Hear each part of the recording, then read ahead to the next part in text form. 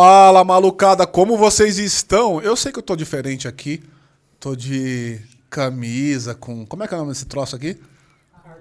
Sei lá, essa coisa aí. Eu acho uma bosta, queria estar de camiseta regata, mas por algum motivo eu tô assim, mas tá tudo bem, né? Então, eu sou Wagner do Alvo da Louca Podcast, o seu podcast de gente real, falando com o empreendedor da vida real.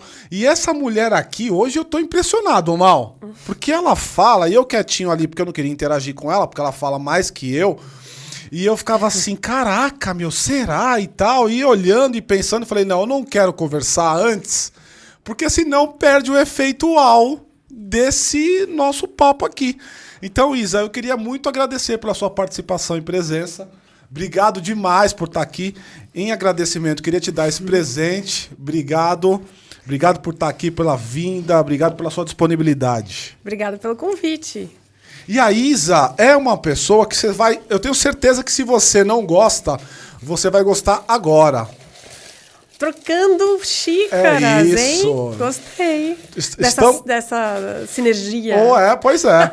Estamos com alguém que entende tudo de café. E o nosso papo é o seguinte, ó, como transformar um negócio tradicional, que todo mundo acha que sabe, que todo mundo acha que entende, só porque toma todo dia, em alguma coisa rentável, que tenha visão de médio e longo prazo, que por consequência acaba fazendo dinheiro com isso. É mais ou menos por aí que a gente vai abordar o nosso papo aqui, tá bom? Tá bom. Então eu queria, antes de mais nada, passar o microfone para você falar um pouco sobre você. Quem é você? O que come? De onde vem? Bom, eu sou especialista em cafés, torradora, empresária. Me meti, nunca quis ser empresária, acabei sendo empresária. Queria ser psicóloga e o café me resgatou. Quer dizer, Você fez psicologia? Fiz. Uhum.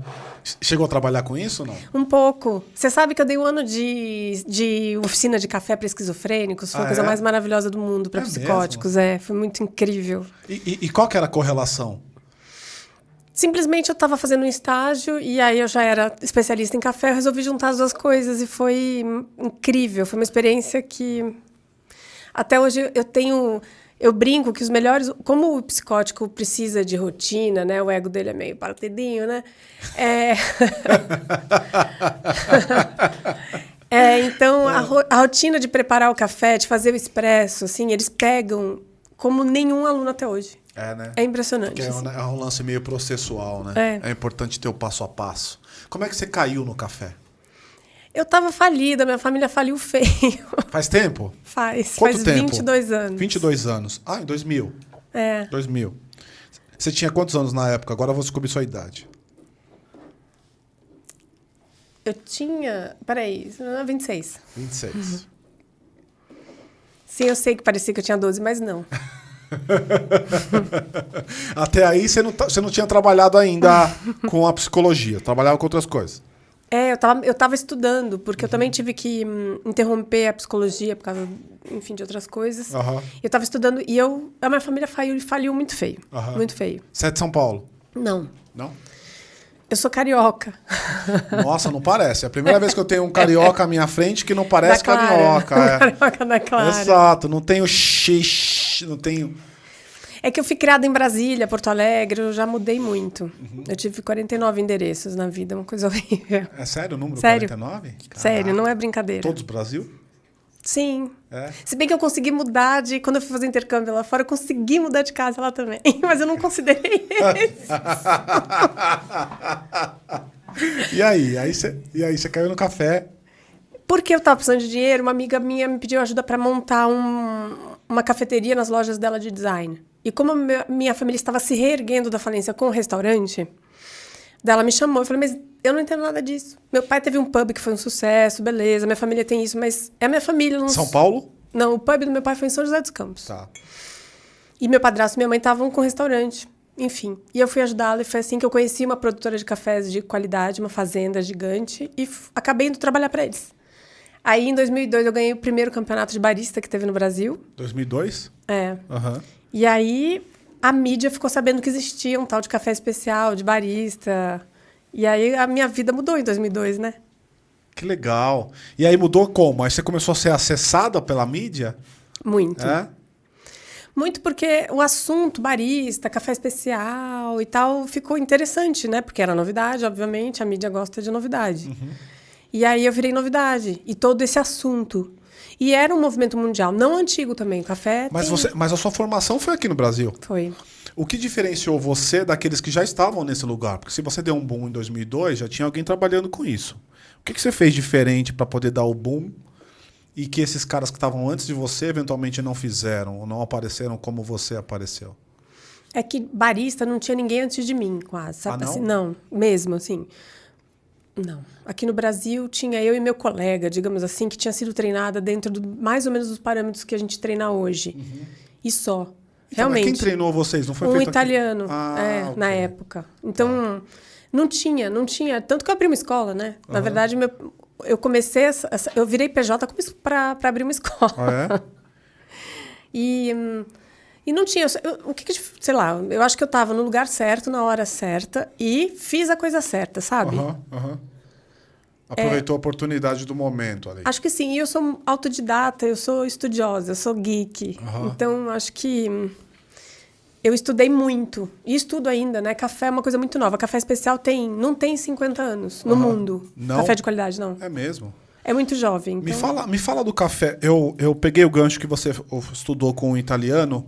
Tem alguma relação? Café italiano ser melhor que os outros, não? É que, na verdade, não é. Não é? Não. É que expresso é italiano. E como o campeonato de barista é sobre expresso e bebidas à base de expresso, então o dono da empresa onde eu trabalhava achou que ser treinada por um italiano Funcionaria. seria a melhor coisa. E, na verdade, nem teria sido pelos escandinavos na época. Se a gente tivesse sido treinado por eles, teria sido melhor. Mas o café na Itália... tem toda uma mística, né? Você sabe que eu senti muita diferença do expresso italiano para qualquer outro do mundo? Eu tenho a sensação que o expresso italiano é melhor do que os outros. Eu tô totalmente enganado? Ah, tá. Tô, né? Porque eu tive muito essa sensação assim. Primeiro que tudo é diferente. A temperatura da xícara, o tanto de café que vai na xícara, que, by the way, é menos da metade. Dependendo, é sempre sim. pouquinho. Mas deveria ser. O expresso deveria ser sempre menos da metade. Que não é a nossa realidade aqui. Você tem um expresso que está quase transbordando pela tacinha, pela xicrazinha, né? Onde é que você tem tomado expresso? Não é na sua loja, certamente não é. Inclusive, não conheço tua loja, preciso conhecer. Agora, certamente não é na tua loja, mas se você vai em qualquer padaria em São Paulo... padaria sim. Né?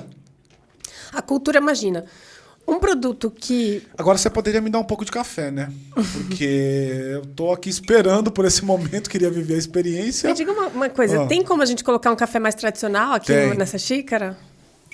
Paty, você faz favor de ver lá para nós? Aquele tradicional pra gente fazer uma degustação. Ela quer... Não tá aqui.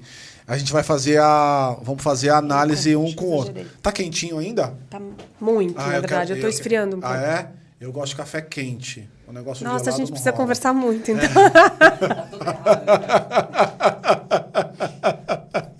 Você tá vendo que eu não manjo nada? Me fala de vinho, me fala de café, né?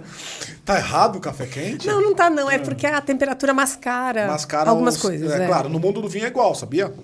Só que pro lado do gelado. O lado quente também, mas o lado gelado vai mascarar muito mais. Primeiro... Esse café que não está na diluição técnica ideal.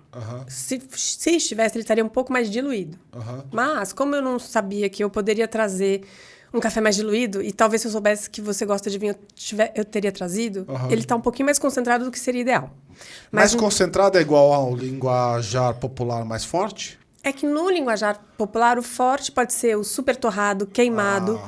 Pode ser forte de diluição também, pode ser um monte de coisa. Sim. Então, mas o legal é ter o outro. Sim, para fazer efeito de comparação. Eu faria o mesmo. Eu não quero nem experimentar antes de estar o outro aqui ainda, porque senão então. a gente rouba o rolê. Mas eu já vou fazer a introdução. Manda. A intro é a seguinte. Primeira informação importantíssima. Amargor é defeito. Então, qualquer café que esteja amargo, ele está com algum problema ou defeito. Tá. Não ouço como assim? Porque todo café que você toma é amargo, não é? Provavelmente. Provavelmente sim. Provavelmente não, 100% de certeza sim. E eu ainda tenho uma dificuldade tão grande, Isa. Esses dias eu me vi indo ao supermercado comprar café.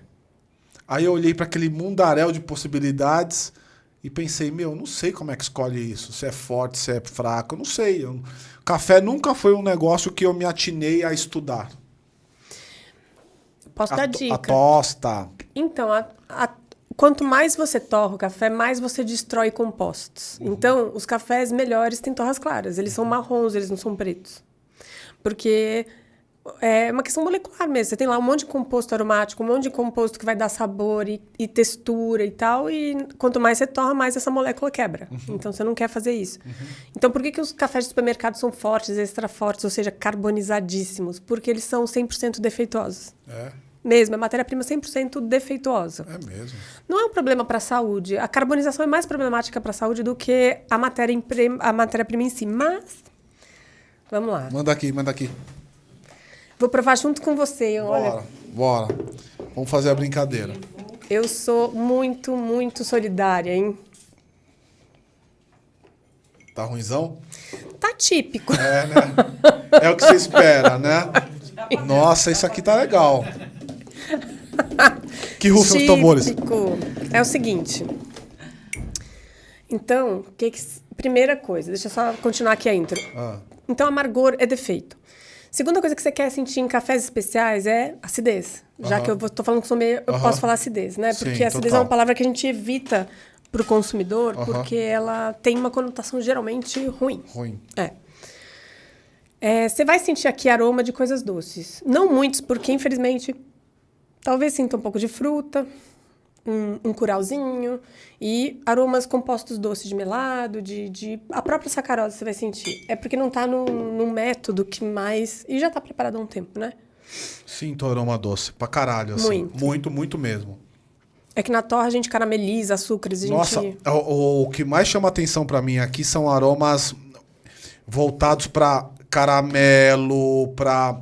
Como se fosse manteiga, mas não é a palavra manteiga. É uma coisa mais... Pouco. É porque tem muito... Tem manteiga. Nesse café, principalmente, tem manteiga. Deixa eu experimentar aqui. E aqui você vai sentir asfalto, borracha queimada. Caralho, mas é muita diferença. Caraca, é borracha. Sabe chinelo? Pessoal, vou traduzir pra vocês no linguajar que vocês já me conhecem. Eu tô tomando nisso aqui... E aí, pessoal, me desculpa a todos os convidados, os 100 convidados que já passaram por aqui, porque a gente tá servindo pra vocês chinelo havaiana de 1980 queimada. Ó, é exatamente o que eu sinto aqui. Quando vem pra cá, é um outro rolê. Eu tenho até uma sensação láctea aqui.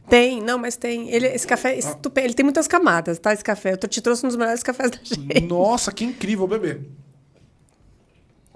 Aí você vai sentir acidez, vai sentir essa... Muita acidez, muita. Ó, a minha boca tá salivando aqui, ó. Essa acidez que tem esse negócio. Muita acidez. Talvez a coisa mais diferente que eu senti na boca é a acidez. Sim, porque os cafés até hoje que você tomou não são ácidos. Porque acidez você tem que saber torrar muito bem para preservar os ácidos que tem no café. É tanta acidez que me lembra na boca, aí pensando em retrofato, que é aquele aroma que vem de dentro para fora... Me parece um pouco limão, me parece cítrico, parece... Tem bastante ácido cítrico esse café. Muito, né? E tem muito ácido fosfórico, que é um ácido raro no Brasil. Tem bastante... Tem málico, tem tudo. Tem um monte de ácido aqui. O málico eu sinto. Existe no vinho a fermentação malolática, que é uma característica dos vinhos brancos, inclusive. Nos vinhos tintos também tem, mas os vinhos brancos fica bem caricato. Eu sinto muito. Olha a boca salivando. Isso aqui é uma característica importante quando a gente está bebendo qualquer tipo de bebida, ou vinho, no café eu não sabia. Por que você bebe um vinho branco muito mais rápido do que um vinho tinto? Pode perceber, busca na tua memória aí. Enquanto eu estou falando, fecha o teu olho, faz um exercício. Você provavelmente, ao beber um vinho branco, consumiu a garrafa do vinho branco muito mais rápido do que uma garrafa de vinho tinto. Isso é porque o vinho branco tem uma acidez elevada em relação ao tinto. Não é que o tinto não tenha, o tinto também tem. Mas quando eu comparo, inclusive o período de colheita de um e de outro é diferente. Você colhe a uva branca mais rápido do que a uva tinta, por isso que ela tem acidez maior. E aí você percebe uma salivação. E essa salivação, me disse se isso é verdade para o mundo do café, ela manda uma mensagem para o teu cérebro que tá pronto pro próximo gole. E pro próximo, e pro próximo. É por isso que você acaba bebendo um vinho branco muito mais rápido, uma garrafa, do que o vinho tinto. Tem uma sensação de refrescância, entre aspas, né? A refrescância, associada. a refrescância pra mim tá caricato aqui. Esse café é um cafezão, é de um produtor que produz de 30 a 40 sacas de café especial por ano. Ele é familiar, é desse tamanho, um dos melhores produtores que o mundo já provou, esse cara aqui. É mesmo? Que legal. Diferentaço. Paty, você sentiu a diferença quando você bebeu, Paty? Eu não fiz esse comparativo. Não faz, é bem legal. Não, faz aqui, Paty. Vem aqui, Paty. Encosta aqui assim, ó. Não vou aparecer, não. Não, então vem aqui, ó. É que a comparação é muito brutal, né? É muito brutal. Mas o corpo, ó, tá aqui. Peraí, deixa eu ver como é que tá esse aqui. Essa daqui, esse é o novo, esse é o antigo. É que eu sou provadora de café, então eu detecto todos os defeitos que tem aí dentro. O corpo. Gente, Se Meu, você é muito a ausência diferente. de corpo aqui, por isso é muito bizarro que as pessoas, não é bizarro, O que é corpo? compreensível. O que é Então, corpo? vamos falar de corpo. Ontem eu fiz um post sobre corpo em café. Aham. Corpo, corpo é uma sensação tátil. Uhum. E não é textura, não é viscosidade. Se fosse, todo expresso seria encorpado. E quando você tem um grão com falta de corpo no expresso, a falta de corpo fica muito evidente, porque a máquina de expresso é uma lente de aumento. gritante a diferença. E agora, como é que a gente vive? Como é que vive depois dessa informação toda? Uai, tem muito café especial por aí na internet, no Coffee Lab Mas e vários está outros. escrito nas embalagens? Café Eu vou dar dica de especial? como comprar, eu dou dica. Legal. De como, né, selecionar um café. O café especial, ele tem corpo, ele não tem amargor, mas como as pessoas associam amargor a corpo, quando você toma um café desse que não tem amargor e tem acidez, as pessoas, nossa, mas esse café é fraco, né? Não é, porque na verdade você sente o café por toda a tua língua. Mas como assim? Esse aqui também passou pela língua. Sim, mas como não tem compostos preservados aqui, as papilas não reagem. Então você vai ter uma sensação nítida. Agora eu quero que você faça essa brincadeira. Você vai ter uma sensação nítida de que o café ele foi do teu lábio para a garganta direto, assim, quase uma traqueostomia. Qual? O tradicional. O zoado? Primeiro vem aqui, depois vai pro zoado. O zoado é ótimo. Adorei. Categoria zoado. Tá, o café, você tocou tua língua toda, você não sentiu? Sim. Beleza. Sinto o corpo. Agora você não vai sentir aí, porque o café você vai ter a sensação que ele não O tocou. negócio da água com gás é verdade? De tirar o sabor do café pra você fazer a degustação? Cara, mas é assim. É um negócio assim, tipo, mais brutal que eu senti nos últimos tempos essa experiência. Porque é muito real.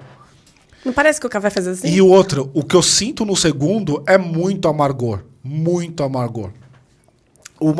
Que é uma condição que a gente acredita que é uma condição inata, que deveria acontecer em todo o café. Fala do corpo, você estava falando do corpo. Não, o corpo é isso. O corpo é a sensação da presença, é a sensação do contato. Não é contato em si, senão tudo que você colocasse na língua tinha corpo. Sim. E a água também tem diferença de corpo muito Claro, grande, né? Muito grande. Então, o corpo é isso. O corpo não é sinônimo de amargor. Muito pelo contrário. Quanto mais amargo tá o café, menos corpo ele vai ter, porque é sinônimo de problema. E problema... Tem problema significa menos composto, menos reação papilar. Isso aí. Traduzindo para você de maneira simples, eu vou explicar como eu falo nos meus vídeos de vinho. Imagina que você tem à sua frente dois copos. Um copo de água, 3 copos. Um copo de água, um copo de leite semidesnatado ou desnatado e um copo de leite integral. Perceba que ao tomar o primeiro copo, você está bebendo a água. E a água, você percebe que ela é mais fluida. Quando você bebe, quando você deglute, a água vai. Ela passa pela tua boca. Agora você coloca na tua boca o segundo, que é o desnatado. Perceba que ainda que tem um pouquinho mais de... A palavra não é viscosidade, mas vou falar só para você entender. Um pouquinho mais de viscosidade, de presença. Mas nesse caso é viscosidade mesmo. E ele é até um pouco mais ralo mesmo. Ele vai, ele acontece, ele passa, mas você percebe que ele foi mais presente. Agora, quando você pega um leite integral, você percebe o pesão dele. Ele Mas é uma quando- coisa suntuosa, ele é viscoso, ele aparece na tua boca. Isso é corpo. Toda vez que você ouvir falar sobre corpo, é isso. Então, uma coisa encorpada, ela tem essa sensação de presença maior. E o que ela traz de papilas são as papilas gustativas, que a sua boca está lotada delas e que elas mandam mensagem à medida em que você toma alguma coisa. De amargor, lá no fundo. mas de acidez e diversas outras componentes que você vai encontrar dentro de uma bebida. Então, isso aqui é muito legal. Quando você experimenta os dois de maneira comparativa, meu Deus do céu. Se você tivesse só me dado esse, eu talvez não teria a mesma percepção. Por isso que a gente tem o Ritual 1 lá no Coffee Lab. A gente faz esse ritual justamente por causa disso, porque... E o que você escolhe para colocar do lado? Um café campeão de mercado. Sim. Pega lá uma marca qualquer que mais vende. Exatamente. Porque a chance da pessoa ter já experimentado ou usar essa marca em casa é muito grande. E aí depois a gente oferece terapia, a gente... Como é que vende isso, né? Como é que vende esse tipo de experiência? Então, quando nesse mundo tão conectado, digital, como é que um empreendedor vende um produto desse? Você tem a opção, obviamente, de a pessoa ir até a loja, mas supondo que eu moro lá em Brasília, não vou vir nunca para São Paulo, e aí? Como é que eu... É sensacional. É um produto que, né, aquele tipo de produto que você tem que experimentar para poder falar, não, agora eu não vou conseguir tomar outro café. Mas como é que você escala isso, né? Essas barreiras aí? Como é que você tem feito na sua trajetória como empreendedora? Gente, a gente imagina, não é fácil. A gente está falando de um produto que é sensorialmente diametralmente oposto, né? Só que chama café. Os dois. Os dois chamam café. Exato. Ou seja, isso aqui é comparado a sangue de boi. Se a gente for comparar e fazer uma pirâmide para ambos, isso aqui é sangue de boi. Tanto que uma vez eu fui dar uma palestra num evento de gastronomia internacional, não sei o que eu fiz? Eu servi sangue de boi em xicrinha de café, então para a plateia inteira. Daí as pessoas receberam xicrinha, tomaram e levaram um susto. Só que, como era uma galera da gastronomia, eu falei, vocês compram sangue de boi para cozinhar? Para fazer sagu? Não, ninguém, nem para isso. Só que vocês compram o equivalente para tomar no dia a dia em café. E não é um problema. Se tem um produto no mundo que tem menos de 50 anos, e é verdade, esse bilhete, ainda tem informação de menos assim, no mundo sobre isso. Quer dizer, as pessoas estão se informando sobre isso. Então, o desafio para vender um produto desse é informação, é contar a história. E Café Especial vem cheio de história para contar. Aqui tem uma família, né, Meneghetti.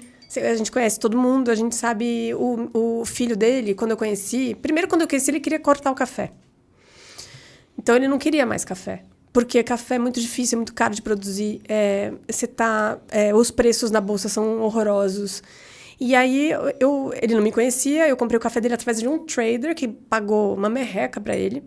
E aí, eu fui lá conhecê-lo. Falei, seu café é estupendo, nunca provei nada parecido aqui no Brasil. E aí eu queria comprar de você ano que vem de novo. E ele falou, não, mas eu vou cortar o pé, eu não quero mais café. Eu falei, não, você, pelo amor de Deus, não faça isso. Eu preciso de você. Daí eu falei, não, então vou fazer o seguinte, eu te pago 4 vezes o valor da bolsa. Daí ele olhou pra mim e falou, que é essa louca, né? Eu te pago 4, não, mas se o café não beber bem? Eu falei, não interessa, faz o que você fez esse ano. Quanto que tá o saca? Depende do ano, depende do momento. Agora...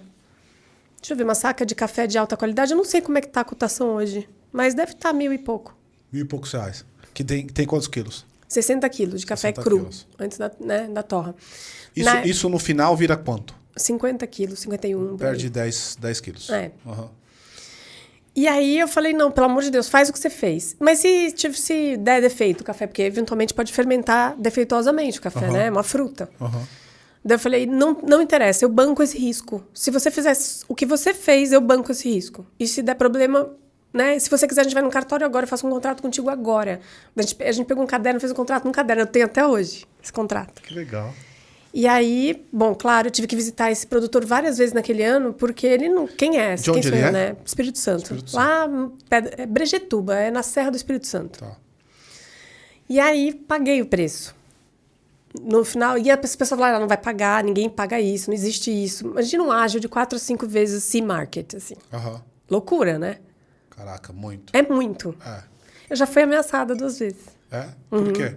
Porque eu atrapalhei. Atrapalhou a indústria. Os corretores, os traders, claro. Atrapalhei muito, né? Porque no primeiro ano, não. Não, mas tudo bem. Mas pra esse cara, você fazia isso com... Você fez isso em escala? Você fez isso pra outros caras também? Todos os cafés que eu compro, eu pago de 4 a 5 vezes.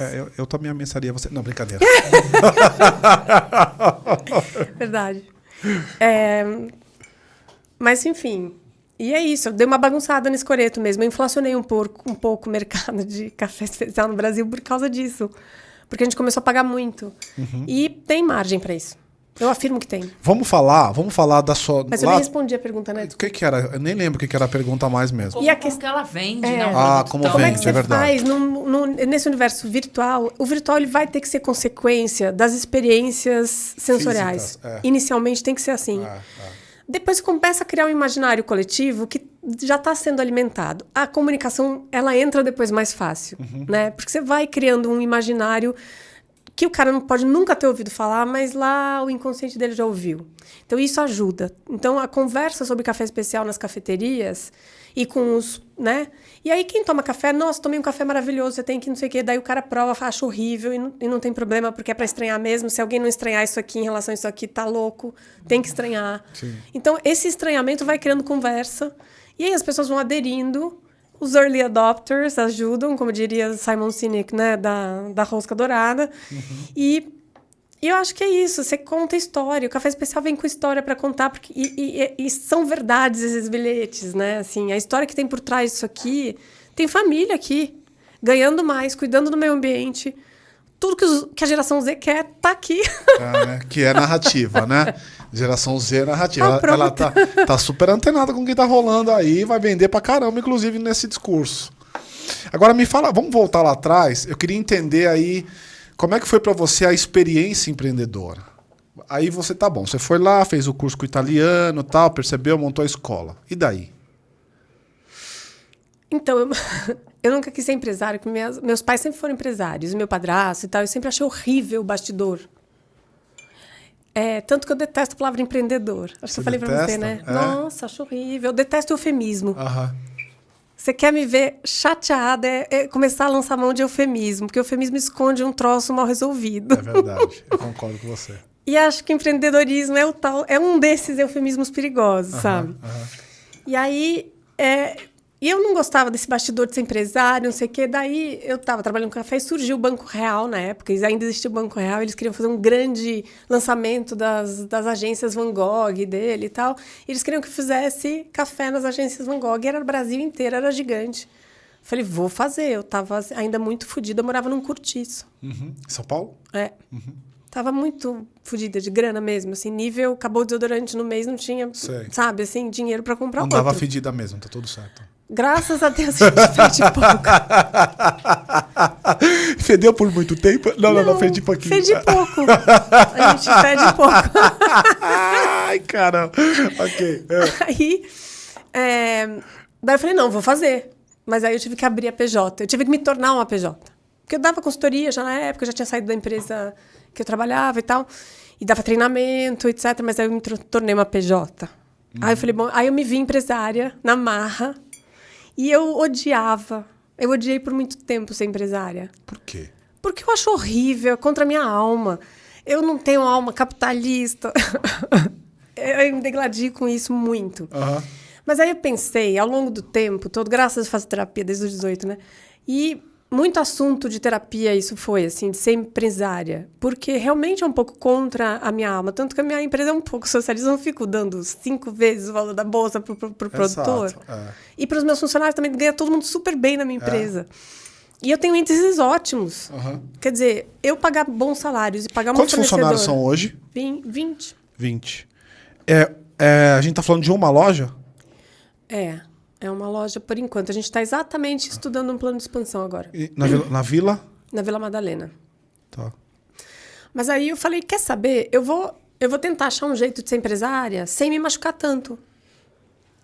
E aí eu comecei a tentar achar um jeito de gerir as pessoas e gerir as coisas de um jeito que me machucasse menos. Aí hoje em dia eu sou apaixonada por isso. É mesmo? Então, quando você falou que você não gosta de ser empresário, eu não imaginei que tinha a ver com a questão capitalismo, socialismo e tal. Eu imaginei que tinha mais a ver com as implicações que ser empresário traz. Porque, em geral, é diferente você ser empreendedor e ser empresário. São duas coisas absolutamente diferentes. Alguns empreendedores viram empresários, e agora os empresários, em geral, nasceram empreendedores em algum momento. Agora são duas coisas absolutamente separadas. O ponto é que às vezes no afã de se tornar empresário, você vai trazer com isso aquela chatice toda, administrativa, de burocracia, que é chato. O empreendedor raiz, ele não curte isso. Ele coloca alguém para tocar isso e vai querer desenvolver um novo produto, vai querer desenvolver um novo café, sei lá. Mas, ó, para você ser um bom bailarino, e a sua arte, e se você tem muito talento, isso para qualquer arte, eu acho, e para qualquer coisa na vida, eu acho. Se você tem muito talento, ele só se expressa na sua plenitude se você tem técnica. Sem técnica, você limita a expressão do talento. E eu acho que para a criatividade é a mesma coisa. Se você tem rigorosas rotinas burocráticas, se você tem todo o backstage organizado e se você se envolve com isso, bicho, a tua criatividade vai longe se você for um cara empreendedor e criativo. Entendi. Então, uma coisa não anula a outra. E quem acha que anula, eu lamento. Claro, eu tive que aprender sobre índices financeiros, sobre DRE, sobre EBITDA. Coisas chatas, né? Eu gosto. Não, hoje você gosta, mas imagine que em algum momento não gostava, ou gosta desde sempre. Não, isso, uma planilhazinha eu gosto, mas eu acho que o desafiador foi gerir pessoas, claro. Você não gere processo. Se você está gerindo processo, você está indo muito mal. Você tem que gerir pessoas. Né? Porque daí a aderência ao processo é mais legal. Mas eu demorei para aprender isso. Demorei para aprender que a gente não pode fazer do outro a nossa lixeira, porque a gente está insegurinho como empresário. Né? Tem gente que nunca aprende isso. Não, a gente até brinca aqui que é assim, não seja um cuzão com o funcionário. Sim. Porque às vezes a gente tá nessa posição e nem percebe que tá sendo, né? Mas exatamente. Porque eventualmente você aprendeu assim, ou você se acha no direito, ou você não parou para pensar. Em qual momento dessa trajetória tua você caiu na onda dos famosos, desses caras todos que eu tava te ouvindo ali atrás, que você atende ou de alguma maneira... Teve um boom, teve um momento que fez assim, caraca, eu sou a sumidade do café no Brasil, todo mundo me chama porque quer entender mais ou quer... Em que momento aconteceu isso? É que o Coffee Lab, como eu fui a primeira barista do Brasil, e eu acho que eu falo direitinho, isso ajuda, né? Porque na mídia eu fui fonte e quase única durante muito tempo de mídia, assim. Principalmente impressa. Você tinha colunas, etc? Tive coluna, tive assessoria de imprensa quando era ainda... O impresso era muito forte e tal. Então isso acho que ajuda um pouco. Mas é que o Coffee Lab é muito diferente. A gente não tem balcão. Então, o Coffee Lab, ele é um espaço meio que você entra numa bolha lá dentro. E essa sensação que as pessoas têm quando entram lá. Quem vai lá, vai sempre? Volta? Vai, super. Ou detesta e nunca mais volta. Isso acontece é mal barato. Também. É claro. Quem tá fazendo um trabalho legal, ou vai ser amado ou vai ser odiado. Sempre as duas coisas? Ou uma ou outra? Não, porque é impossível ser unânime, né? A vida seria muito chata com a unanimidade. Mas tem um meio do caminho ali. Não, mas a gente achei mais ou menos. Voltaria, mas não sei se eu gostei tanto. Não, mas o Coffee Lab... Esse café aqui, eu tenho certeza que vai ter gente que vai falar que é ruim. Exato. Porque ele aprendeu que isso aqui é bom. Igual você pega um cara, você dá um Chateau Latour para um cara que tá tomando só sangue de boi, ele vai achar o Chateau Latour horrível, porque é amargo. Porque não tem a mesma... experiência que ele tem do sangue de boi, por exemplo. Mas isso aqui a gente acolhe. O estranhamento sensorial, a gente diz, é estranho mesmo. Tá tudo bem, né? Porque a gente não fica falando, não coloca açúcar, essa coisa chata. Ai, que pariu. Detesto isso, acho horroroso. E tem açúcar lá na sua loja? Tem, claro, óbvio. A pessoa que ela vai parar de adoçar ou vai adoçar menos naturalmente. Né? Mas é que a experiência lá no Coffee Lab é isso. Você entra, você não sabe o que fazer, você não sabe pra onde ir, não tem balcão. Dos teus clientes, quantos % ainda usam açúcar? Você tem esse número mais ou menos? Muitos, porque a maioria dos nossos clientes não é consumidora de café especial. Não? Eu achei que fosse muito específico, assim. Tipo, quem conhece você e a tua trajetória vai lá pra beber o café top XPTO, não? Tem esses, mas esses não me sustentam. Né? Entendi. O que sustenta uma cafeteria é um raio de 2 quilômetros. De pessoas que vivem e trabalham ali nesse entorno. Que vão qualquer lá cafeteria sempre. No mundo. Então, é basicamente isso. Dentre estes, tem aquelas pessoas que já conhecem café especial e aquelas que passaram a conhecer e se apaixonar porque tiveram contato com uma cafeteria de café especial. Aí começam a falar disso. O movimento Starbucks, Nespresso, ajudou muito a disseminar essa notícia de que existe um café melhor, sabe? Seja lá o que for. Mas alguém já ouviu falar que é melhor mesmo? Aquilo que dúvida. tá, por exemplo, no Nespresso é qualidade... Eu vou tomar um Muito café melhor que isso Nespresso aqui. quando eu voltar, lembrando disso aqui, ó. Eu vou ver muita diferença? Vai. Vou, né? Vai, porque Nespresso tá em algum lugar no meio do caminho, assim. Né? Mas mais pra cá, vai. Mas assim, não tá O tanto pra Starbucks também? cá. Starbucks também na matéria-prima. Tá bem no meio. Porque o Starbucks, eles têm matéria-prima muito boa e eles torram demais. Então, você acaba baixando a nota do café. Torra demais. Eu fui naquela loja que tem conceito lá embaixo em Nova York. Como é que é o nome? Reserve. E aí, o que Eles você torram acha? muito bem lá. Hã? Eles torram Não, muito achei bem. incrível. Fiquei lá recebendo a aula do cara, e o negócio foi rodando, e até chegou lá e o cara me pegou, me mostrou a diferença de cores e tal. Aquilo ali é real? Sim. Uma pessoa, tipo, você chega lá e fica encantada ou ainda acha que é sou?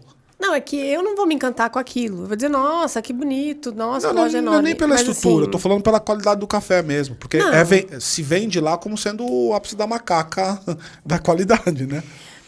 Não, assim, não vai me emocionar. O café Não daqui ele não vai dizer, emocionar. nossa. Essa era a pergunta. Não. Ele vai dizer, nossa, mandou bem. Né? Porque eles sabem o que eles estão fazendo, eles sabem comprar café muito bem, eles sabem torrar café quando eles querem bem. Mas não vai me emocionar. Tem os caras que me emocionam, né? Tipo o senhor aí de Espírito Santo. Não, mas daí ele não torra. Eu tô falando daí dos torradores, porque a Starbucks é uma torrefação. Você compra dele só o café e você torra? É, Ah, é? é. Me fala em que momento isso começou a acontecer. Desde sempre você compra o café e pede, você mesmo torra ou você comprou já ele pronto? Não, nunca comprei café torrado, porque torra é desde que eu comecei a estudar café e trabalhava lá no comecinho, torra sempre foi minha paixão. Eu acho torra exuberantemente assim, fascinante, porque para você torrar café bem, você tem que saber provar café bem. Então você tem que ser um excelente provador de café, você tem que saber sobre o que acontece na lavoura, porque isso influencia na torra também. E também você tem que saber como prepara. E também você tem que saber a cultura de consumo. Quer dizer, um torrador tem que saber muito sobre tudo para tomar boas decisões de torra. Porque em 5 segundos você pode destruir o que o produtor fez em um ano. Sabe? Mesmo, literalmente. O vinho é meio parecido. A diferença é que é o mesmo cara. O cara que vai desenvolver a lavoura e o cara que vai desenvolver o vinho é o mesmo cara. Exatamente. Que é o enólogo.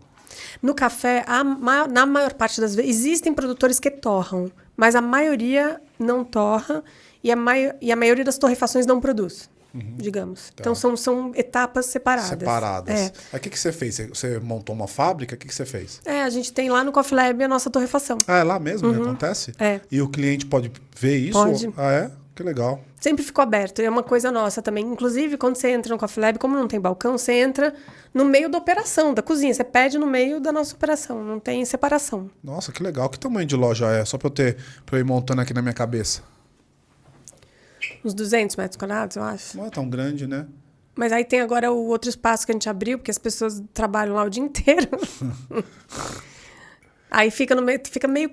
Assim, a torrefação, sala de aula, a gente tem 5 salas de aula, é tudo meio integrado, assim. Tá. Tudo meio... Me fala uma coisa. A gente está num mundo em que a nova economia é a tônica. O que é o conceito de nova economia? Você estava ali na frente, você viu, saiu daqui o Felipe Matos, que é o cara que tem por trás startups e tal. Eu vi ele até te explicando o conceito, etc. e tal. Nova economia é o conceito basal em que tem o digital como esteio, como chassi, e a escalabilidade, que é o ato efeito de dar reprodutividade para um dado produto, é muito grande. Então, os investidores, o mercado valora.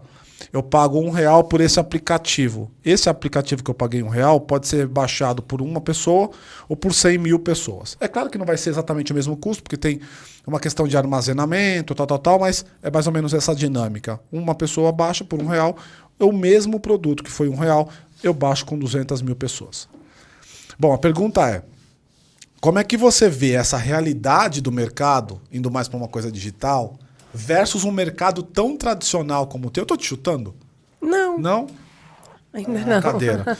Eu tô toda hora batendo o pé aqui na cadeira, achando que tô te chutando e puxa a perna. Então, assim, como é que você vê essa relação entre essa coisa digital, que é a coisa da nova economia, escalabilidade, de ser cool? Já percebi que você não tem nenhuma vontade de ser cool, você é muito papo reto para algumas coisas e tal, até questionadora para outras, versus um mercado tradicional que você tá, um mercado que não sei se é machista ou não, se ele é feminista ou não. Me fala um pouco dessa dissonância. Mas que engraçado, o Coffee Lab é considerado um dos mais cools do mundo, assim. A gente é super cool. Aham. É, porque a gente não é cool, né? Desculpa.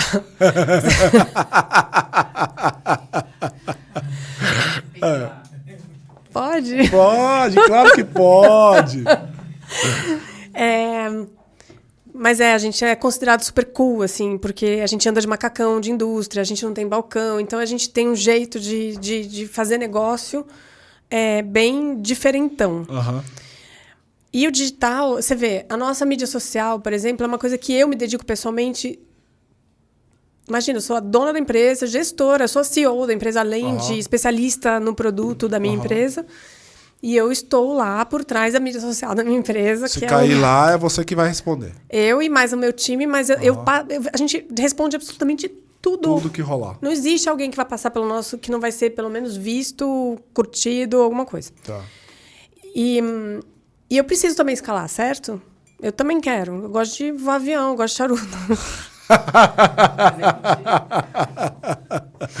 Que bom que você gosta, né? Bom vinho e tal. Um vinho, umas cachaças, enfim. Então, eu também quero escalar, né? E eu acho que é justo escalar, principalmente porque eu vou poder pagar mais produtores como eu pago esses que eu tenho hoje. Aham. Isso me move. Contato com seguranças também, não esquece, né? Se com poucos, né? Mas acabou que inflacionou tudo, sabe? Então todo mundo é isso. Tá tudo bem. Tá tudo bem. Tá Agora todo o povo lobbying. já entendeu, Sim. né? Então, por exemplo, a gente está agora investindo na nossa loja online, que é tá? Tá, super. Sempre teve, né? Assim, a gente sempre teve loja online para vender cursos. Porque eu sempre acreditei que a gente precisa aproveitar com uma venda de impulso um pouco, sabe? Não pode... E as escolas geralmente é aquela coisa assim, não, passa, né, vou te dar a conta aqui, você paga, né, você manda o comprovante. Não. A gente fez uma loja online para vender cursos. Mas já que estava lá, vamos colocar pacotinho de café lá. Também. Tal, etc. E o cara faz online ou ele faz ao vivo com você? Os dois. duas Hoje em coisas. dia é híbrido, Aham. Inclusive, também a gente quer muito agora, a gente está investindo exatamente em produzir os vídeos para cursos 100% online, sabe? Porque eu super acredito nisso. A gente tem uma audiência em Portugal, Se Estados você não Unidos. estivesse fazendo isso, estava errado, porque tem dinheiro pra caralho na mesa aí, né? Muito. Você não precisa depender de você. Você pode gravar uma vez, mandar bala lá e deixar lá. E tem conteúdo, claro, café é uma coisa que você tem que degustar, mas a gente pode fazer essa experiência, se possível, se a pessoa comprar um kit e vir comigo, né? Degustando as coisas numa aula comigo, Funciona. sabe? A ABS fez isso, né? Na pandemia, a ABS fez isso. Bom, o W7 também. Os caras faziam lá um esquema que ele mandava pra você uma garrafinha com vinho, porque toda aula tinha um vinho. Então o cara te manda o vinho pra você poder experimentar. Não, e serviço, a gente é a maior escola de café do mundo, né? Ah, é? É. Quantos alunos são? Uns 2.000 por ano. Caramba, bastante. E eles sempre são spot. Ele vai lá, compra um curso e ponto. Você não tem assinatura. Não, a gente não tem, não é? Por que não? De conteúdo, a gente está pensando como fazer isso, de um jeito que eu não me sinta me aproveitando de um mercado, de uma tendência, assim, porque, na boa, tudo bem, eu posso assinar uma news que a pessoa vai receber um monte de informação mais legal lá e beleza, mas isso é muito mais institucional, na minha opinião, do que financeiro. A news eu acho mesmo, mas se eu tivesse do lado financeiro seu, eu colocaria um subscription lá, sem dúvida. De café, sim. Porque você já tem comunidade, mulher. Não, mas a gente vai ter o cliente bom de boca. Que é isso? É o nosso assinante. E esse cliente bom de boca ganha o quê? Ele ganha um monte de vantagens e um monte de beijos também.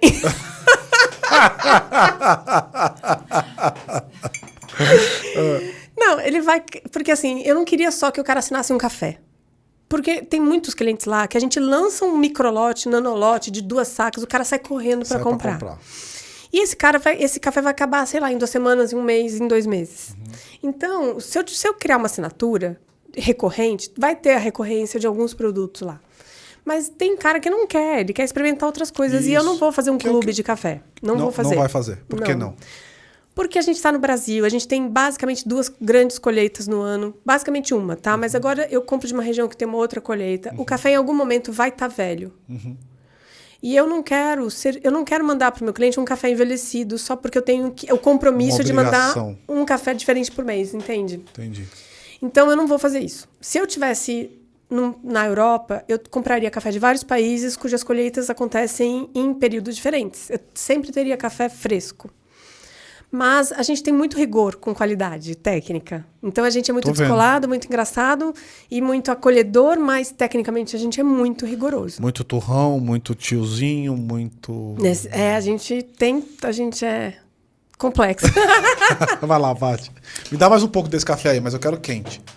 Então, Isa, eu queria que você falasse assim de uma forma bem, bem prática, como você é prática, né? Direta, pragmática.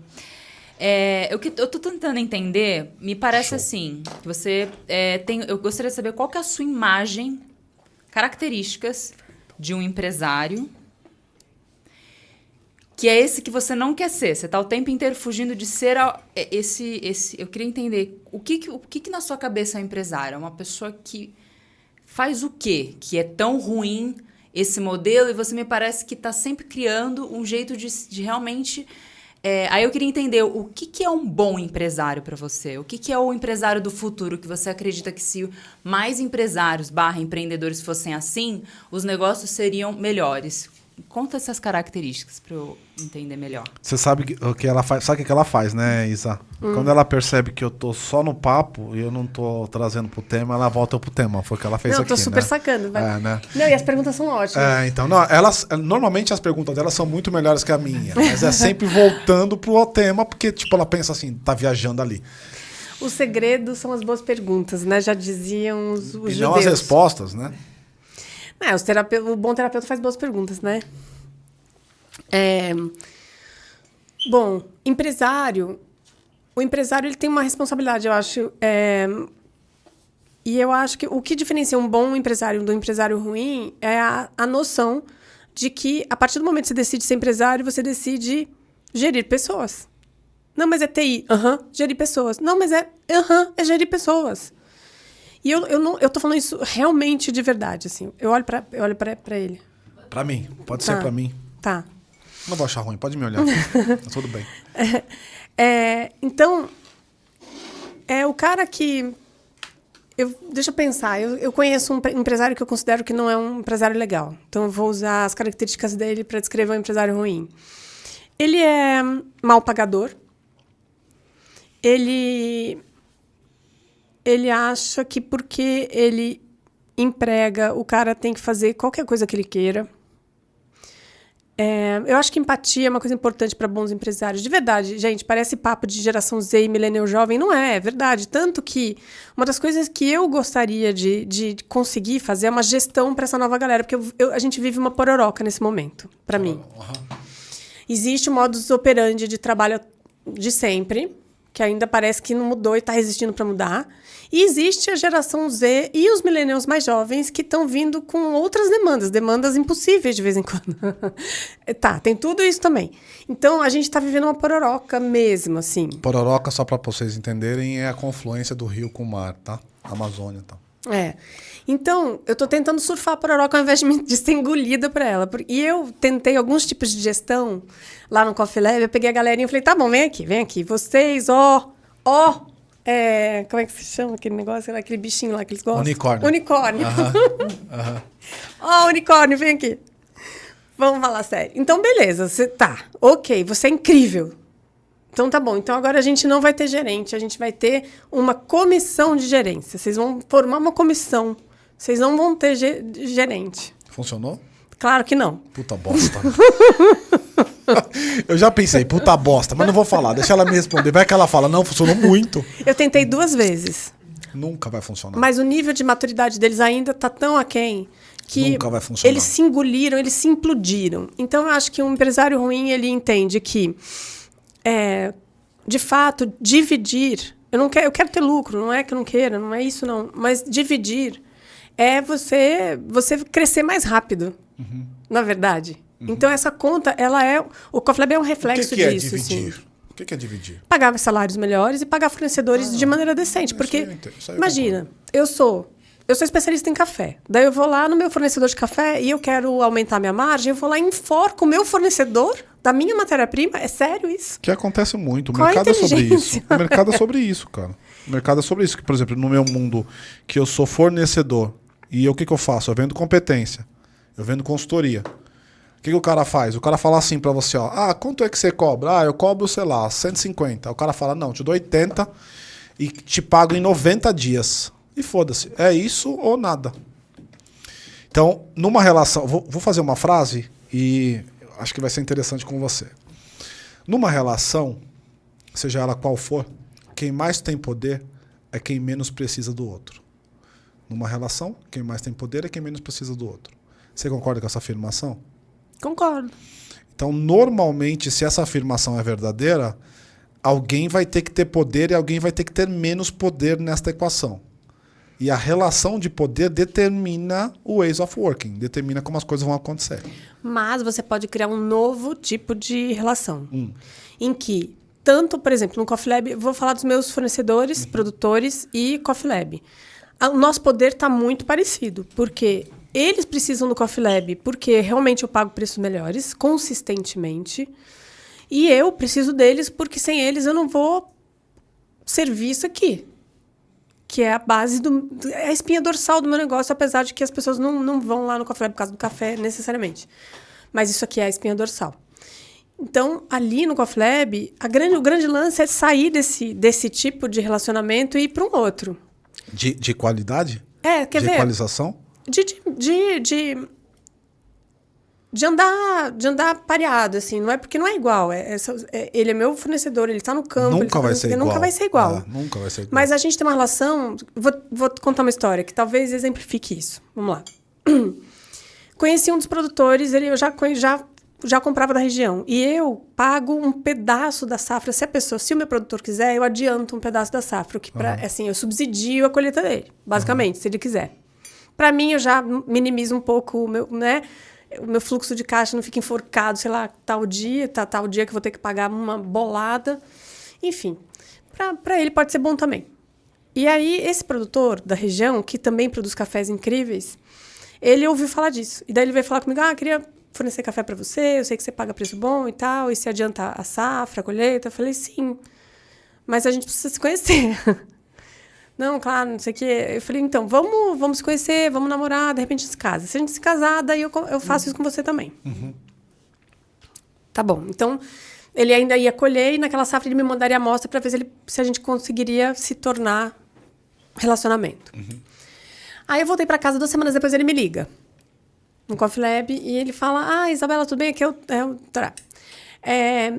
a minha filha vai participar tem a festa da colheita agora em agosto e tal, e aí tem um concurso da princesa, não sei aquelas coisas lá, né?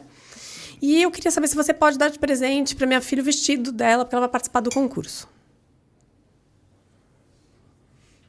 Eu falei para ele assim, peraí só um minutinho, eu tô me sentindo um pouco abusada. Você falou? Falei. Desculpa, deixa eu te explicar porque eu tô me sentindo um pouco abusada.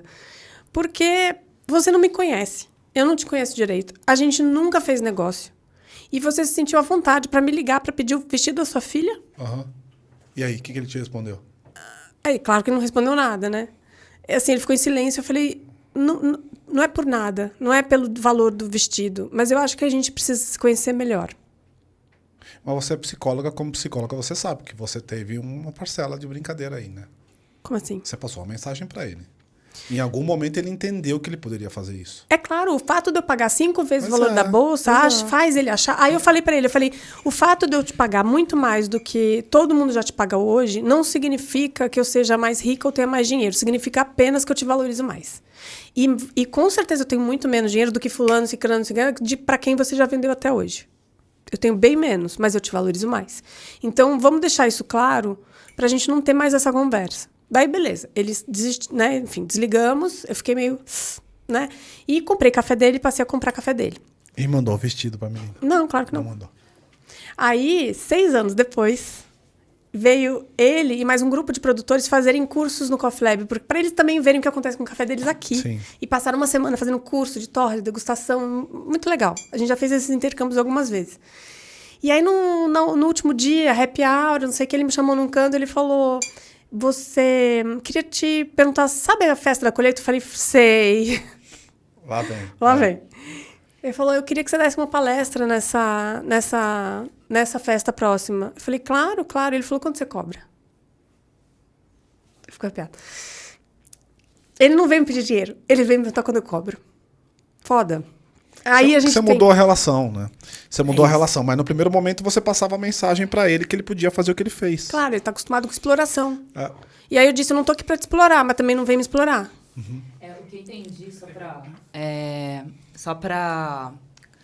Eu entendi que ele trouxe uma percepção de um tem poder e o outro é o explorado, e você tá trazendo, claro... Não é explorado, não é explorado. Não. Não, um tem mais poder. Mas não é explorado. Não é a relação que tem o outro tá poder, subjugado. O outro não tá subjugado. Tá, mas... Você escolhe estar lá ou não, mas numa relação, em qualquer relação, um vai ter o poder e o outro não vai ter. Um vai ter. Mas na relação ainda que seja falando... invertido. Quer ver um exemplo? Rapidinho, eu já vou te passar a Os palavra. dois que ela tá falando, eu tô entendendo que é difícil você alcançar isso que ela tá falando, porque se ela paga já 4, 5 vezes mais, ela só vai talvez perder um pouco dessa relação se alguém pagar 7. Ela já tem poder. Né? Na verdade, ela já comprou poder quando ela paga mais inviável. caro. Ponto. Mas isso não garante. Sabe? Pode contar 2 situações em que pagar caro não garante? Claro que não garante mesmo. Não. E aí, é muito legal, porque eu pago mais. Mas, por eu pagar mais, no começo da relação, alguns deles começaram a fazer leilão comigo. É claro. Aí eu falei, eu vou torcer para você querer vender café para mim, mas tá aqui o meu limite. E a maioria hoje em dia sabe que o relacionamento longevo é melhor do que o pontual. Muito melhor. É claro. E agora quem alimenta são mais eles do que eu até. Porque no começo eu alimentava muito, agora eles alimentam também, na mesma medida ou mais. O ser humano não foi construído, Paty, pra gente ter as coisas fáceis. Tudo que é muito fácil, a gente duvida, a gente não gosta. Tudo que é muito simples, que vem muito de mão beijada, a gente tem dúvida. Ainda que seja uma verdade absoluta. Pode pegar o primeiro caso que ela trouxe, o cara duvidou que aquilo era a verdade, que ela ia pagar 5 vezes mais. O ser humano não está acostumado com isso. Quando eu trago essa frase ela está embasada numa relação de poder, mas que não necessariamente alguém é perdedor numa relação de poder. Qualquer relação pressupõe que um lidera e o outro é liderado. Qualquer relação pressupõe que um está querendo alguma coisa do outro, porque é mercado. Quem determina o valor de um preço, de um produto no mercado, não é o produtor. É o mercado que determina. Ainda que eu queira colocar o preço lá em cima, se o mercado não acolhe o meu preço, logo ele não vale, logo ele não é. Portanto, o valor só é valor se ele é percebido de fora para dentro e não de dentro para fora. É por isso que isso aqui tem que deixar de ser commodity, e na cabeça do produtor ainda era commodity, claro. E tem que passar a ser um produto de qualidade. Exato, que é customizado. Imagina, e aí eu vou dar um exemplo para poder ficar bem claro isso. Vamos lá, eu fiz um projeto muito grande para uma grande empresa de proteína animal, a maior do mundo, vocês já sabem quem é. Eles me chamaram para fazer o seguinte, me chamaram com a seguinte problematização: Wagner, preciso de ajuda, porque o produtor, o pecuarista, o dono do boi, eu quero que ele me escolha para vender o boi. Na cadeia da pecuária, a pirâmide é invertida. Quem é o dono do boi que tem o poder e não quem tem o dinheiro para comprar o boi. É quase do jeito dela ali. A diferença é que o dela está menos sensível a isso. Mas no mundo do boi é muito assim. Então quem tem o poder nessa relação é quem tem o boi. Aí ele vai falar assim, quantos de vocês aqui, vocês 3, querem pagar? Quanto é uma arroba? R$153. Quem dá mais? 153,5. 154. Logo, 154 passou a ser a minha prioridade, porque eu estou vendendo muitas arrobas. Então, se eu estou vendendo por R$1 a mais só uma arroba, ainda que seja R$1 só, isso aqui vai me trazer uma rentabilidade maior. E a problematização que me foi dada naquela ocasião era: como é que eu faço para o cara me escolher, independente da pequena variação? E aí só tem uma solução para isso: é criar relacionamento. Quando você cria relacionamento, que é o que ela está trazendo de visão de médio e longo prazo. Eu tenho um compromisso com a Isa, independente se está mais barato ou mais caro. Sabe? Mais barato ou mais caro. Independente disso, porque a minha relação é com a Isa. E na medida em que é claro que eu não vou deixar também pagar muito mais barato ou muito mais caro porque é a Isa. Lógico que existe uma régua mínima e máxima que eu posso brincar. Mas quando eu tenho uma relação com a Isa, Pode vir quem quiser me buscar. A minha relação é com a Isa. Provavelmente esse cara que ela tirou lá de trás das malhadas e pagou 5 vezes mais, pode chegar o cara querendo vender 7, o cara não vai vender, porque o cara tem relação com ela. Já aconteceu, né? É diferente. Já aconteceu, claro. Eles são os meus produtores, que eu trabalho com eles há muito tempo e a gente vai desenvolvendo qualidade, porque trabalhar com qualidade na lavoura é muito difícil. Então, esses caras saem do não produz qualidade para produzir altíssima qualidade. Só que eu tô lá, ano a ano, visitando eles, a gente falando e construindo isso. Aí vai um torrefador lá e bate na porta dele, então, vende para mim. E eu nunca falei com nenhum deles em exclusividade. Sim. Eu até poderia... Nunca falei, eu não sou louca, eu não sou burra. Porque falar em exclusividade é matar a relação. Mata a relação e aumenta tudo. Exato. Tipo, até a percepção dele que ele é muito mais legal que ele é. É o jovem de 22 anos que acabou de sair da faculdade e acha que ele deveria ser o CEO porque ele é brilhante. Exato. Esse teu sorriso foi sujeito. Sabe o que eu tô percebendo com ela? Durante várias vezes nesse podcast... Eu tô falando com ela e ela tá em Nárnia, assim. Ela tá viajando em algum lugar, porque eu percebo, pelo olhar, a pupila dilata e tal, eu percebo que ela tá em algum lugar pensando no que eu tô falando, mas não exatamente aqui. Agora foi esse caso. Que caso do menino de 22 anos você teve? Muitos. Aí, ó. Tô falando, ó. Tá vendo? É percepção. Eu só preciso ter percepção. São muitos, né? Eu vi ela indo buscar. Quando eu falei, menino de 22 anos que licenciou. Ela... Aí ela voltou. Exato. Assim, é muito. Dá pra... Não, assim, são tragicômicas as histórias. Tragicômicas assim. Total, absolutamente. Hora de xícara, eu brinco hora de voo. As pessoas não entenderam ainda que hora de voo faz muita diferença. Você pode ter talento, você pode ter técnica, você pode estudar, mas o que realmente te faz é hora de voo, hora de xícara, que eu brinco que a gente também tem que ter pra ser um bom provador. Eu falo isso bastante no mundo do vinho. O mundo do vinho é sobre litragem.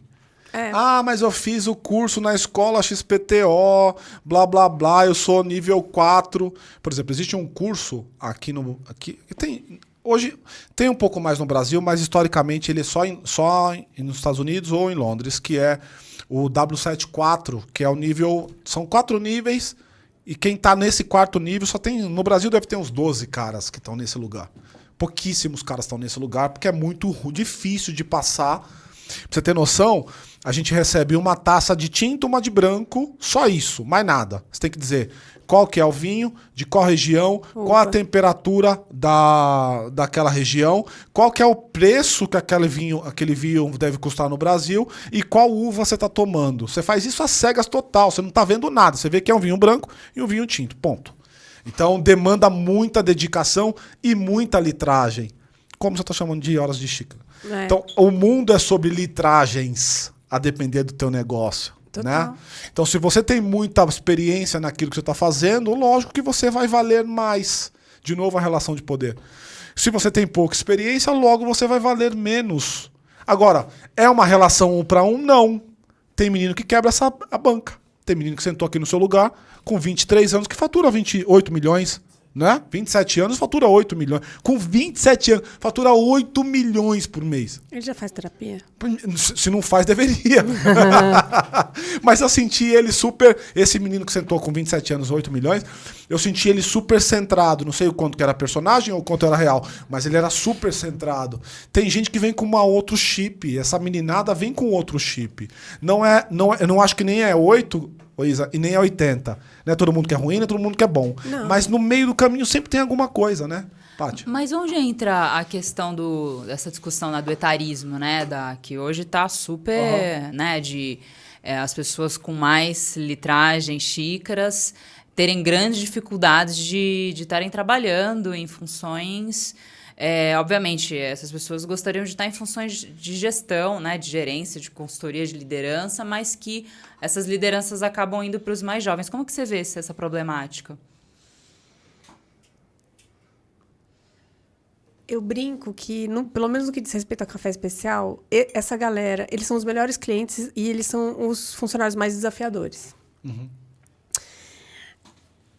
Eu não acho só em relação ao trabalho, eu acho a vida, porque a galera está muito despreparada do ponto de vista psíquico mesmo. Eu também. Baixa tolerância à frustração. Assim, quase nenhuma, né? Você faz assim, o cara desmonta. E a relação com o tempo e com a informação é muito distorcida, né? Então, imagina o que isso faz com a relação com o trabalho, né? Daí eu tenho que... As reuniões no Coffee Lab são muito engraçadas, porque como eu sou mais velha do que todo mundo, basicamente, lá, eu tenho papo de tia nas reuniões. Tem uma hora que eu falo, gente, papo de tia. Olha só, a gente não é uma família. E é trágica essa situação, hein, galera? Porque eu obrigo todo mundo aqui a conviver e vocês nem se escolheram na vida. É muito trágico trabalhar, né? Porque alguém escolhe com quem você vai conviver a maior parte do seu dia. Não é você que escolhe. Isso, pensa bem. É trágico isso. Você nem gosta, muitas vezes. Não. Aí você tem que ficar gerindo os conflitos. Eu adoro gerir os conflitos lá. A minha sala parece um setting terapêutico. Muito engraçado. E... eles têm uma... Como eles têm muita informação e, portanto, eles acham que eles sabem mais do que eles sabem, na verdade, eu digo, beleza, então tá bom, galera. O que eu quero é download. Beleza, tem um monte de coisa na nuvem maravilhosa.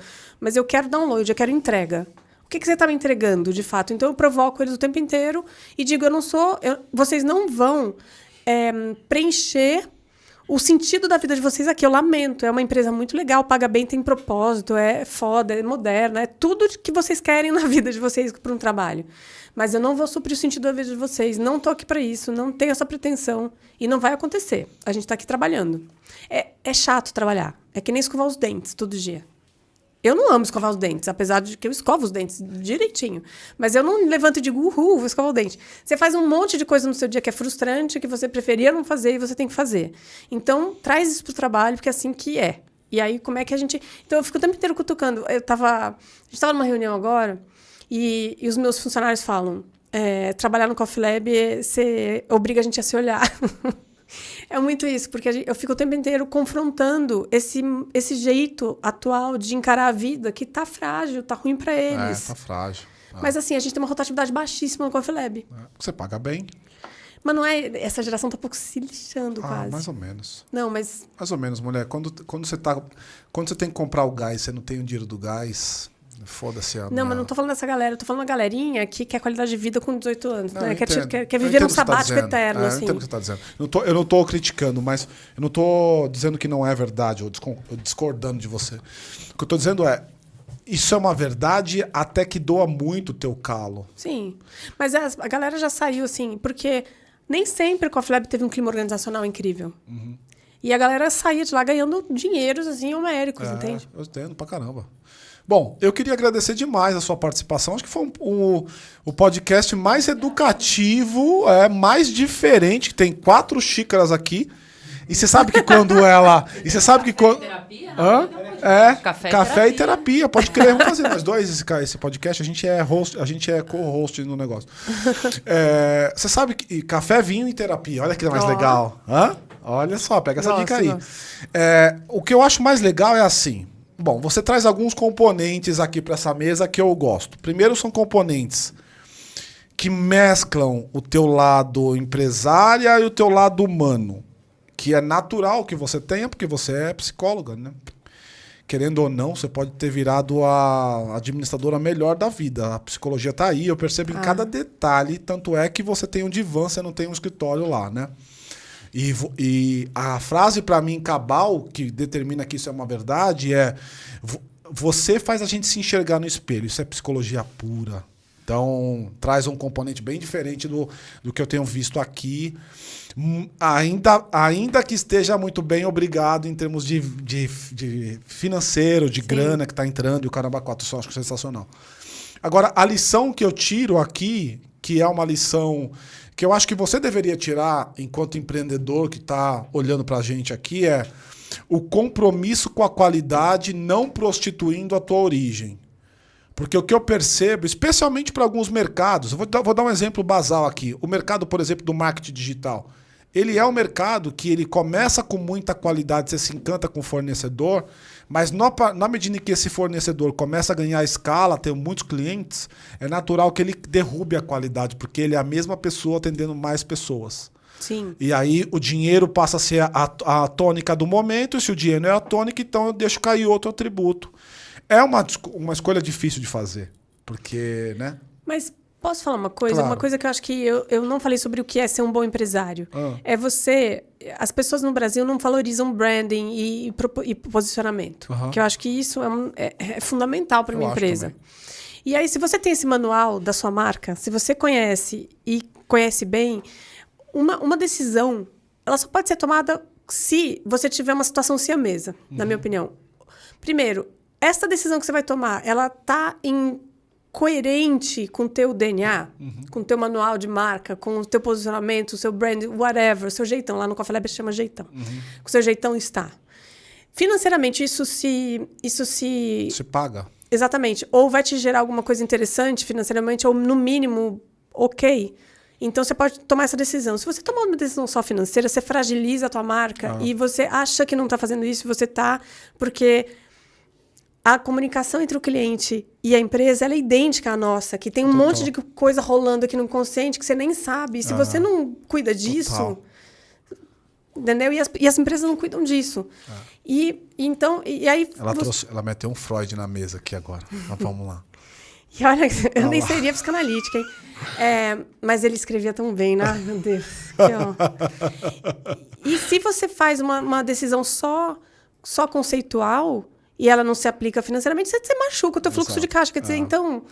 Isso é uma coisa que você não precisa abrir mão de qualidade e nem de nada. Eu posso acrescentar um dedinho nos seus dois? Claro. O dedinho que eu acrescentaria é o dedinho da longevidade, do tempo. Então, eu acredito sim na questão da marca, que você está chamando de posicionamento. Acredito sim na questão financeira, mas eu acredito muito numa visão de médio e longo prazo. Porque ninguém faz um negócio, especialmente alguém como você. Você não está pensando hoje, você está pensando daqui a pouco. Ou daqui a algum pouco, ou daqui à frente. Então, essa questão de temporal, de projeção futura, ela determina os nossos sims e nãos. Porque se eu tenho visão de curto prazo, eu tomo alguns sims. Se eu tenho visão de longo prazo, eu tomo alguns sims ou nãos. Sim. Né? Então, eu acho que está aí a tríade. Não é uma duplinha, são 3 coisas, né? Tem um tripé aí.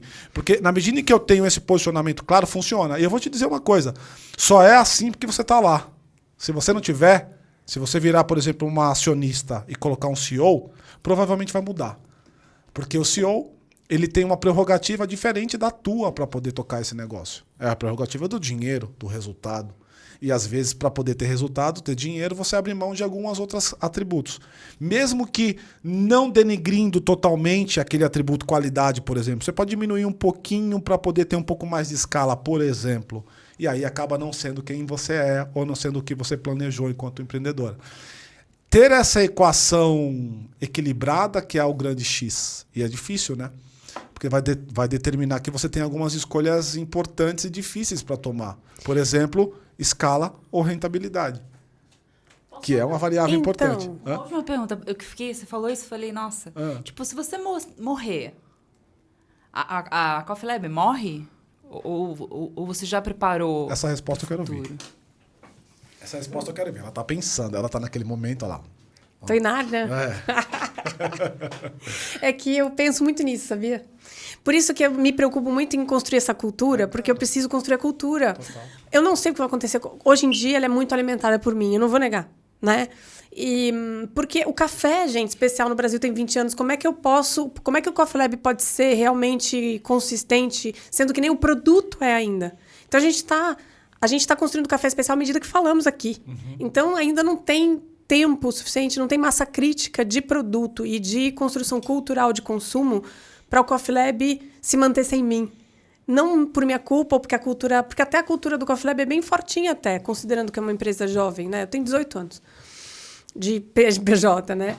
Mas o café não. O café é jovem. Então, o próprio consumidor mata essa empresa, né? Claro. Ou a ausência dele mata. Mas a construção, eu quero, sim.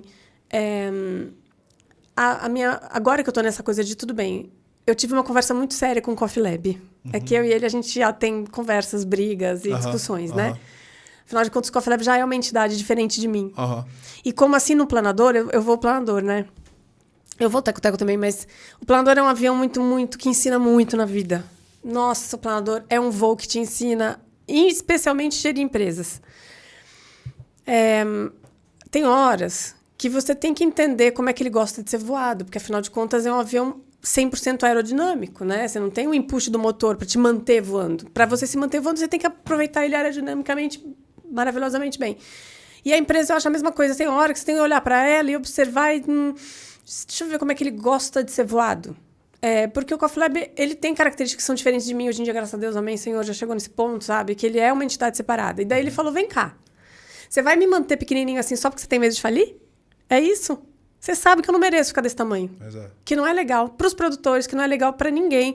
Porque você tem que manter sempre o nariz levemente para cima, senão a tendência gravitacional te leva para baixo, né? Então, lá narizinho, né? Atitude ali, narizinho para cima e tal. Eu falei, tá, mas como assim? Não, você tá... Porque eu tenho muito medo de falir. Então, eu sou muito inovadora, mas muito medrosa. Isso vem lá do seu pai, do teu padrasto, aquela coisa toda. Então, eu sou... Para mim é fácil fazer coisas que ninguém fez ainda, mas os passos empresariais que envolvem dinheiro, eu dou assim, tipo, muito pequenininhos. Só que agora ele falou comigo, no final do ano passado, o Coffee Lab falou, vem cá, não é justo. O Coffee Lab, ele é respeitado mundialmente pelos maiores especialistas do mundo. Todo mundo celebra o que a gente faz aqui no Brasil, que é o patinho feio do café especial ainda no mundo. E você tá me mantendo pequenininho, o que você vai fazer com isso? Daí eu falei, bom, tá, entendi a bronca. Então, vamos expandir. Agora, vamos ver como é que a gente vai expandir. E, olha, na boa, ainda tem muito chão para expansão sem abrir mão de qualidade. Claro que tem. Puta, mas não tenho dúvida nenhuma que tem. E aqui, tecnicamente, é uma conversa só nós dois, não tem ninguém assistindo. É a briga do teu id com o teu superego administrado pelo teu ego aí, né? Total. Isso que ela tá dizendo que é o Coffee Lab disse para ela, é ela mesmo lá dentro, no negócio que Freud chamava de superego, dizendo assim, olha... Você está refreando todas as suas vontades aí. Por que você está refreando? Eu estou refreando porque eu tenho medo de falir. Aí o ego entra no jogo e fala assim, não, mas peraí, não, mas existe um meio do caminho. Não é necessariamente nem a céu, nem ao inferno. É mais ou menos isso. Né? Exato. Isa, eu vou fazer a pergunta que eu faço a todos os nossos entrevistados, convidados, amigos, etc. Que é, por que a Isa é uma vida louca? Tum, tum, tum. Nárnia.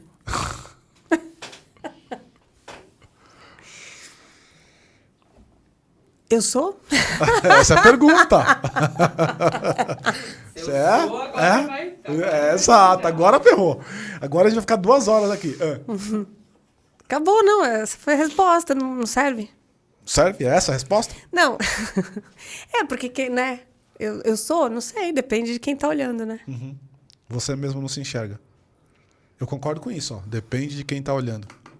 Você mesmo não se vê assim. É porque eu sempre estive aqui dentro, né? Então, eu acho que... O engraçado é que o mundo do café me chama de polêmica, né? Simplesmente por... E aí, talvez o mundo do café me enxergue como vida louca, não sei. Mas eu tava lá abrindo mato, eu não tinha outra alternativa senão ser vida louca no café. Total. Você fez aquilo que ninguém fez no momento que ninguém fazia, né? Bom, e se você gostou, eu queria agradecer demais aí pela tua presença. E se você gostou, eu não vou te pedir um saco de café desse top dela, porque eu não sei nem quanto custa, ou esse café que ela trouxe aqui também não sei quanto custa.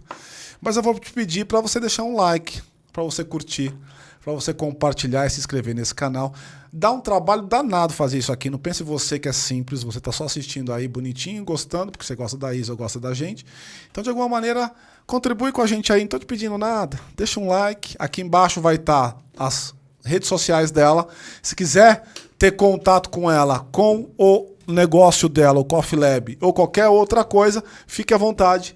E Isa, muito obrigado pela sua participação e presença. Adorei degustar o café com você. Foi uma experiência super nova para mim. Obrigado mesmo. Obrigada também pelo convite. Valeu. E é isso aí, gente. Até a próxima. Tchau, tchau. Mais café, hein? Mais café. Vamos lá. Dá para tomar tudo isso aí? Você trouxe a garrafa cheia? Tá cheia. Manda bala aí, pessoal. Manda bala no café, porque... Gente, como passou rápido. É muito diferente. Jesus. Posso perguntar uma coisa pra vocês? Manda.